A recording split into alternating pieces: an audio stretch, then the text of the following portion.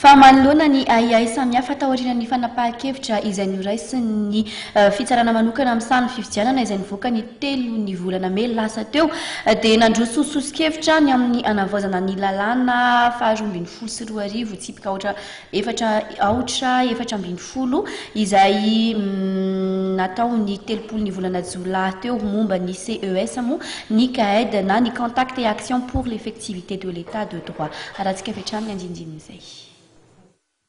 Ahafahana manatsara sy mampangarahara ny asan'ny fitsarana manokana amin'ny sahan'ny fifidianana ary indrindra ahafahana misoroka amin'ny fanoherana samihafa amin'ny famoahana ny valim-pifidianana dia mandroso sosokevitra ny hanavaozana ny lalàna 24 tsipika efatra ambin'ny folo izay mivoaka ny 3 Jolay 24 mikasika ny CES ny eo anivon'ny CAED. Anisan'ny misongadina ao anatin'ny tolo-dalàna navoaka ny CAED ny ametrahana assesseur na solon-tena avy amin'ny candidat mandray anjara amin'ny fifidianana eo anivon'ny fitsarana manokana amin'ny sahan'ny fifidianana.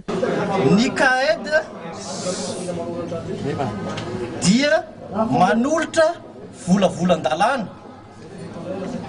tolo-dalàna moa azafady satria ao anatin'ny fivorian'ny parlementsika amin'izao fotoana izao dia tolo-dalàna zany no atolotra CAED izay anitsiana sy anampiana ny andininy sasatsasany ao anatin'ny lalàna faharoa ambin'ny folo sy roa arivo efatra ambin'ny folo tamin'ny faha-telopolo ny volana Jolay taona 2024 mikasika ny fananganana fitsarana manokana eo anivon'ny fitsarana avo momba ny lalam-panorenana. Izany tolo-dalàna izany moa dia tolotray noho ny hoe maro no miahiahy amin'ny fahaizana sy ny fomba fandraisana fanapahan-kevitra ataon'ireo mpikambana ao anatin'ny cour électoral spécial. Noho izany satria ny aiady tsy havanana dia manolotra sosokevitra amin'ny alalan'ny tolo-dalàna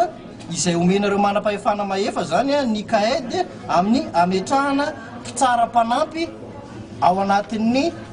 fitsarana manokana ny sahanan'ny fifidianana. Io tolo-dalàna io dia misy andininy anankisivy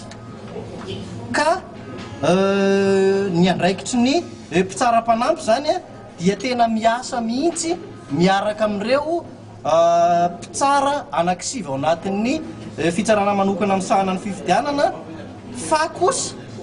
toy ny amin'ny ratsa-pitsarana rehetra dia tsy mandray anjara amin'ny fanapahan-kevitra izy ireo.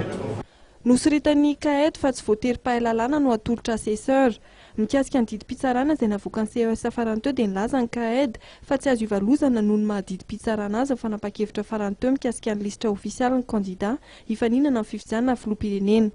Nosoritan'ny CAED fa mafikambanana amin'ny taknisy ny tan-dalàna azy ireo dia manaja ny didim-pitsarana izay navoaka ny CES ny 3 May lasa teo ny CAED saingy tsy miantoka kosa ny mpikambana sivy ao anatin'ny fitsarana manokana amin'ny sahanan'ny fifidianana. Antony izay nanosika ny fikambanana nolotra ny tolo-dalàna ahafahana manarina ny aiai tsy havanana amin'ny fifidianana. Araka ny fanazavana dia atolotra tsy ho ela dinian'ny gouvernement tany tolo-dalàna avy amin'ny CAED.